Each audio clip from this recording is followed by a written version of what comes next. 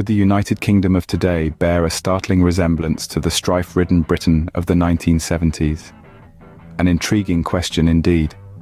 Some might argue that we are seeing the return of striking parallels, from inflation and unemployment to a lurking sense of national decline.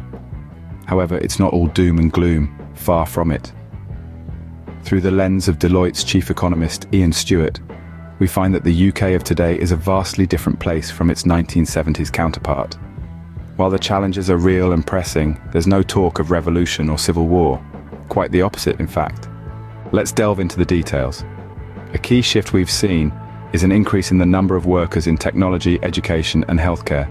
However, this expansion isn't without its pitfalls. Wages have remained stagnant, and poor management is a common complaint, despite the rise in these sectors. Then there's the elephant in the room: government debt. It has ballooned, with savings being squeezed in areas such as the police, prisons, local government, and working age benefits. One might say it's a case of robbing Peter to pay Paul. The face of the UK's workforce has also changed dramatically. Manufacturing jobs have declined, largely due to automation. Yet, interestingly, manufacturing output remains unchanged. It seems that machines are stepping in where humans once stood. The cost of living has also climbed, with a marked shift from publicly traded companies to private ones. It's a change that has significant implications for the average Briton's wallet and lifestyle. On the brighter side, the UK has made strides in reducing greenhouse gas emissions.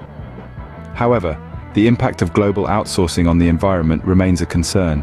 It's a delicate balance between progress and preservation, one that the UK, like many nations, is still trying to strike. And then there's the UK's role in the world. It has evolved, morphed, and changed over the decades. However, there's a perception that the political elite does not value the country's strengths in the university sector, professional services, and creative industries. To summarize, the UK of today is a land of contrasts. While it grapples with economic challenges reminiscent of the 1970s, it's also a place of growth and change, driven by sectors like technology, education, and healthcare. The government debt is growing and savings are being squeezed. Manufacturing jobs are dwindling, but output remains steady. The cost of living has risen, and we're seeing a shift towards private companies.